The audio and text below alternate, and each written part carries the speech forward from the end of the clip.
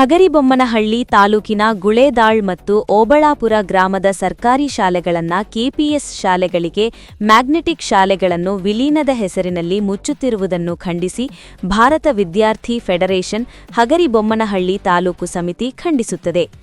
SFI ವತಿಯಿಂದ ಗುಳೇದಾಳ್ ಮತ್ತು ಓಬಳಾಪುರ ಗ್ರಾಮದ ಜನತೆಯ ಜೊತೆಗೆ ನಮ್ಮ ಗ್ರಾಮದ ಶಾಲೆಗಳು ನಮ್ಮ ಊರಿನಲ್ಲೇ ಇರಬೇಕು, ಬೆಳೆಯಬೇಕು ಮತ್ತು ನಮ್ಮ ಊರಿನ ಶಾಲೆಗಳನ್ನು ಕೆಪಿಎಸ್ ಶಾಲೆಗಳನ್ನಾಗಿ ಉನ್ನತೀಕರಿಸುವ ನೆಪದಲ್ಲಿ ಯಾವುದೇ ಶಾಲೆಗಳಿಗೂ ವಿಲೀನದ ಮಾಡಿ ಮುಚ್ಚುವುದನ್ನು ಖಂಡಿಸುತ್ತೇವೆ ಎಂದರು.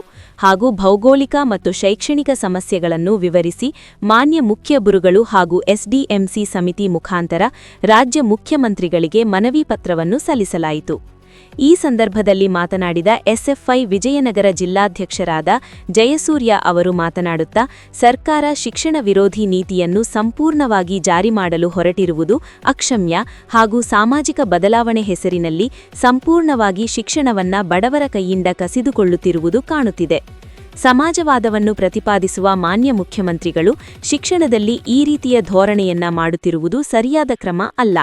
ಬಲವಂತವಾಗಿ ಪೋಷಕರ ಮನವೊಲಿಸುವ ಕೆಲಸವನ್ನು ಮಾಡುವಂತೆ ಪ್ರೇರೇಪಿಸುತ್ತಿರುವುದು ಅಥವಾ ಒಂದು ಶಾಲೆಯ ಉನ್ನತೀಕರಿಸುವ ಹೆಸರಿನಲ್ಲಿ ಗ್ರಾಮೀಣ ಭಾಗದ ಶಾಲೆಗಳನ್ನು ಮುಚ್ಚುತ್ತಿರುವುದು ಬಡತನದಲ್ಲಿರುವವರನ್ನು ಶಿಕ್ಷಣದಿಂದ ವಂಚಿತರನ್ನಾಗಿ ಮಾಡಿ ಶಿಕ್ಷಣವನ್ನ ಖಾಸಗಿಯವರ ಕೈಗೆ ನೀಡುವ ಹುನ್ನಾರವಾಗಿದೆ.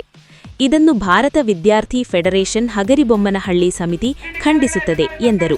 ಈ ಸಂದರ್ಭದಲ್ಲಿ ಗುಳೇದಾಳ್ ಗ್ರಾಮದ ಕೃಷ್ಣಪ್ಪ ಏಕೆ, ದುರ್ಗೇಶ, ನಿಂಗರಾಜ, ಧರ್ಮಪ್ಪ ಪೂಜಾರಿ, ರಾಮೇಶ, ಪದ್ದಮ್ಮ, ಸುಮಂಗಲ, ಗಂಗಮ್ಮ, ಗುಂಡ್ರ ನಿಂಗಜ್ಜ, ತಳವಾರ್ ಹೇಮಣ್ಣ, ಜಟಂಗಿ ಶಿವಣ್ಣ, ಬಣಕಾರ್ ಮಲ್ಲೇಶ, ವೆಂಕಟೇಶ, ಮಹಾಂತೇಶ, ಎಚ್ ಗೋಣಿಸ್ವಾಮಿ, ಕಲ್ಲೇಶ, ಅವಾಜಿ, ಬಸವರಾಜ ಹಾಗೂ ಓಬಳಾಪುರ ಗ್ರಾಮದ ನರಸಿಂಹರಾಜ, ರಮೇಶ, ಕರಿಯಪ್ಪ, ಹನುಮಂತಸ್ವಾಮಿ, ತಿಪ್ಪೇಸ್ವಾಮಿ, ಬಸವರಾಜ, ಕುಮಾರಪ್ಪ, ನಾಗರಾಜ, ಜ್ಞಾನೇಶ, ಪವಾಡಪ್ಪ ಸೇರಿದಂತೆ ಅನೇಕರು ಹೋರಾಟದಲ್ಲಿ ಭಾಗವಹಿಸಿದ್ದರು.